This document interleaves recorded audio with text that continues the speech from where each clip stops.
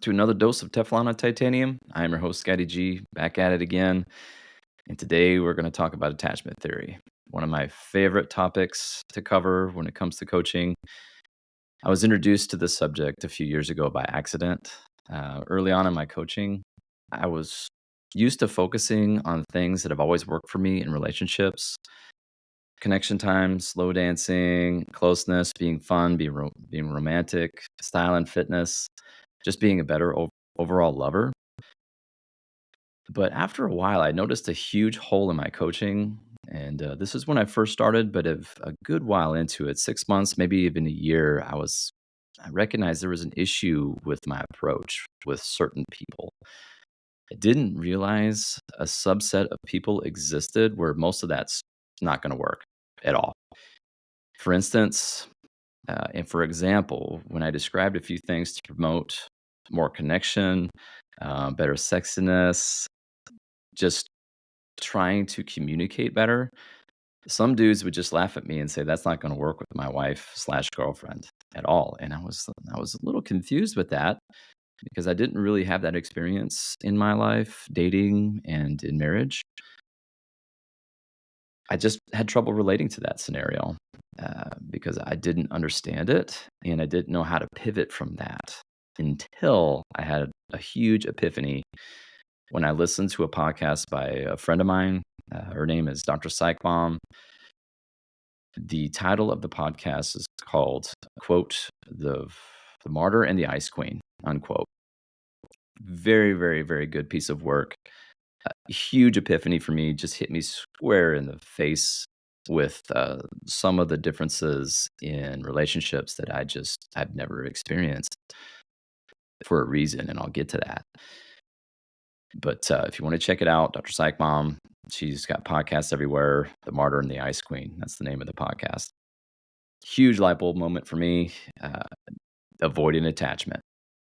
There it was, right smack dab in the middle of the room, and I never really recognized it. And when I heard it from her, and I started reading about it, it's just light bulbs going off all over the place. Everyone loves their labels, so we're gonna go through some labels here now. If you don't like labels, don't shoot the messenger. That's what we're here for. So let's go over the basics. Attachment theory has been around for about 100 years, but it's really gained favor recently. I hear about it all the time now in other works, podcasts, lots of different gurus out there talk about attachment theory, and I see why. It's actually a pretty simple way of describing things. But like any psychology theory, it's not an exact science. So you do have to put your BS filter on a little bit with this stuff. But it does describe a lot of different variables that I took to heart. It's really good stuff. So attachment mainly occurs in the first few years of life, typically in the first to third years of life. That's where a lot of the attachment to your parents occurs as a baby. And it carries on into your adult life, adolescence, teens, when you leave the home. Attachment theory really starts when you're young. And I recognized that early with a lot of the people that I was talking to. Basically, they would have rough childhoods, didn't have good parents, didn't really have good examples of good relationships. And I recognized that early, but I didn't realize that it had a name. So, so the relationship between the child and the caregiver determines the attachment style of the child in adulthood. So there's many subsets of attachment, but there are three main types to keep it simple. So the three main types are secure attachment, preoccupied attachment, and avoidant attachment. Each attachment style has its own characteristics, but an individual can fall into the spectrum somewhere. So on the left, you've got preoccupied. In the middle, you have secure, which is where you want to be, and then you have the avoidance side on the right bookend. So people can lie within that spectrum. So you don't always fall preoccupied, secure, or avoidant. You can have some tendencies. So you can have avoidant tendencies, but still be securely attached. And personally, that's where I'm at. I have a tendency to lean mostly into secure attachment, but I do have avoidant tendencies. And so let's go through those. So secure attachment that's takes makes up pretty much 50% of the population. So it's the vast majority of people. Half the people have secure attachment, which is what you want. That's the good stuff. So the baby slash childhood situations that produce securely attached individuals, the baby's needs are met in a timely manner. Like I said, in the first to third year of life, they are cared for, but they're also encouraged to be independent and to explore their environment. The baby will feel loved and the baby can operate in a very safe environment. That's what will produce securely attached individuals. There's a lot more to it, but I'm trying to dumb it down here, trying to boil it down so that in the interest of time, we could talk about this for hours. So the characteristics involved in securely attached individuals, they're going to have a tendency to be self-confident. They have high self-worth. They feel good about themselves. They have a love of learning, and they can easily transition in life. In certain situations, they can adapt very easily. Typically, pretty successful people in everything. They have a tendency to have trusting long-term relationships, and that's why I don't see a whole lot of securely attached individuals come to talk to me because typically those people are they're pretty good. They don't really need folks like myself. So so let's talk about the bad stuff. All right. So let's start with avoidant attachment. So avoidant attachment takes about 25% out of the population. So you've got securely attached people, which is 50, and avoidant attachment, which is about 25%. So about a fourth. The baby slash childhood situations for those folks, the baby's needs are not met in a timely manner. The baby learns to be very independent to a fault at that point because they can't rely on their caregiver. They have to self soothe, but too much to a fault. So, common traits in these kind of parents that will produce avoidant attachment individuals is typically depressed, absentee, they have addiction problems, drugs, alcohol, or they have chronic illnesses that take them out of the parenting sphere and they have to focus on themselves as parents. And the child is raised very, very independently and they learn to be independent. So, what happens into adulthood with avoidant attachment people? So, these are the common characteristics. They're very independent and they have a tendency to be overachieving slash self-employed. And that's for a reason because they have a strong will to be validated through achievement. That's where they find enjoyment. That's where they find their worth from outside sources. Where if they achieve a lot, they get more attention and positively. They can have high self worth and many times can be a little arrogant. They have difficulty making friends. They have a tendency to be loners. They like to be out in the woods by themselves, not around people. They have a tendency to seclude themselves.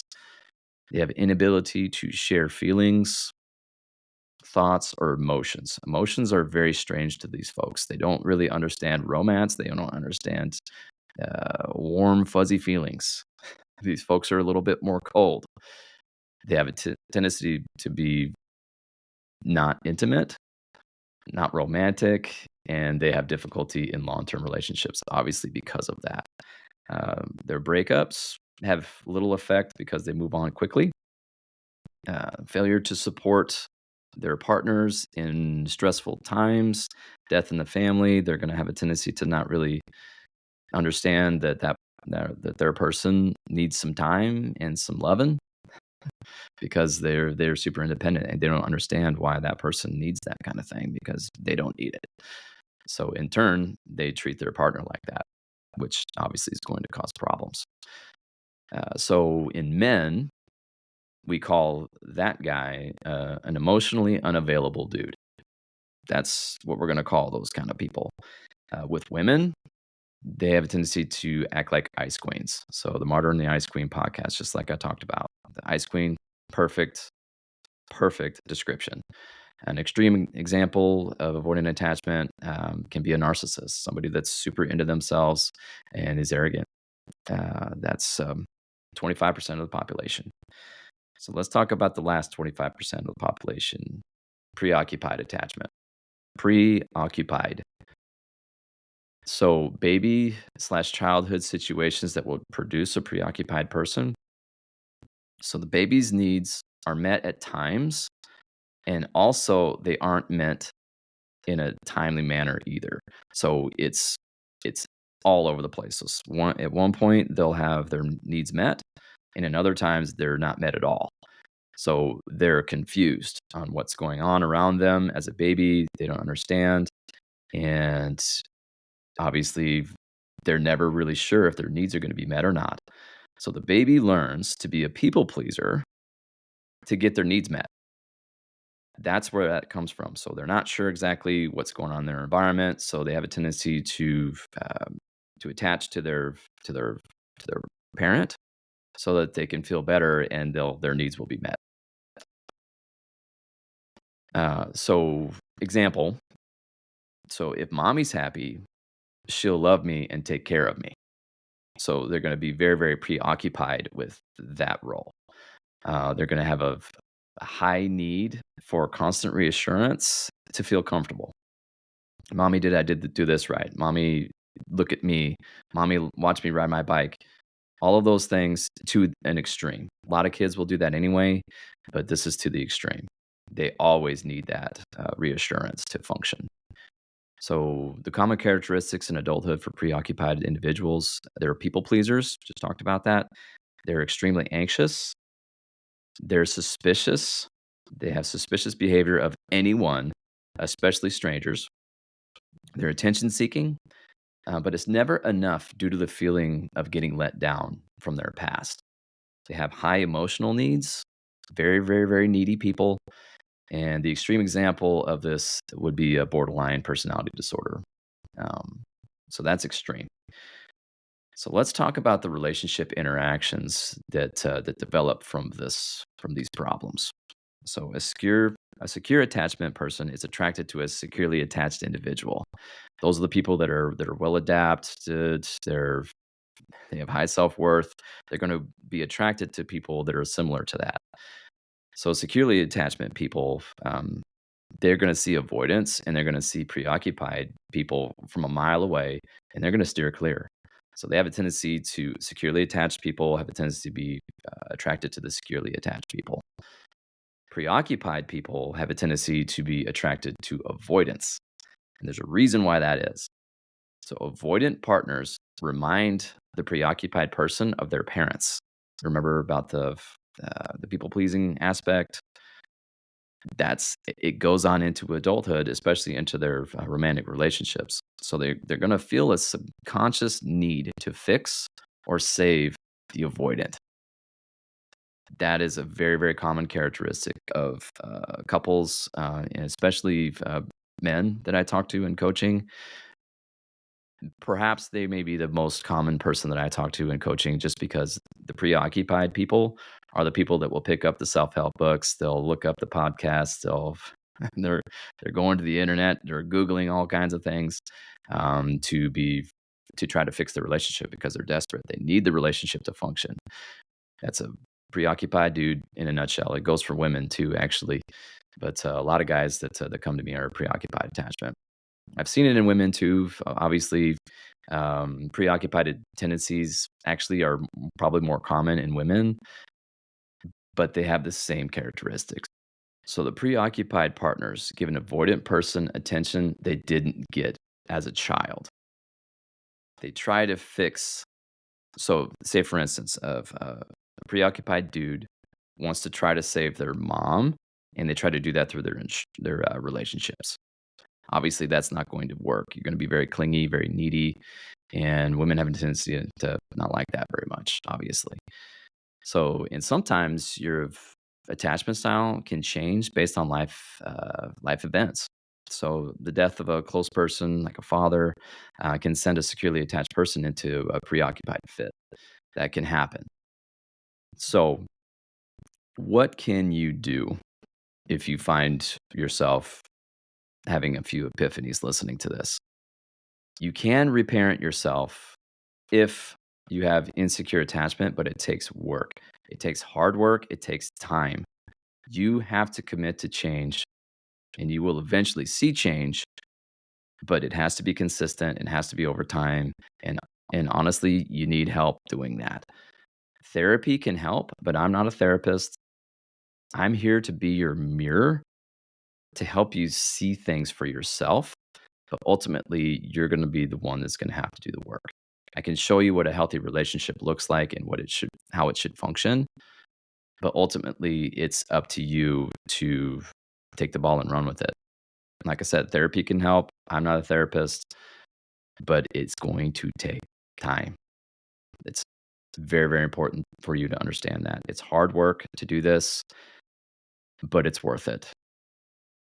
If you don't do the work, what will happen is the current relationship that you're in or the one that you want down the road, you're going to you're going to continue to repeat history.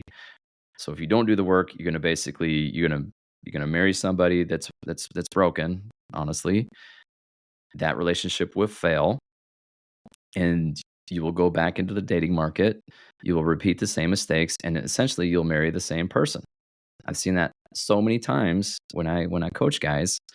Either their marriage will end or a relationship will end, and essentially they'll go right out and they meet the exact same person, but they just have a different name.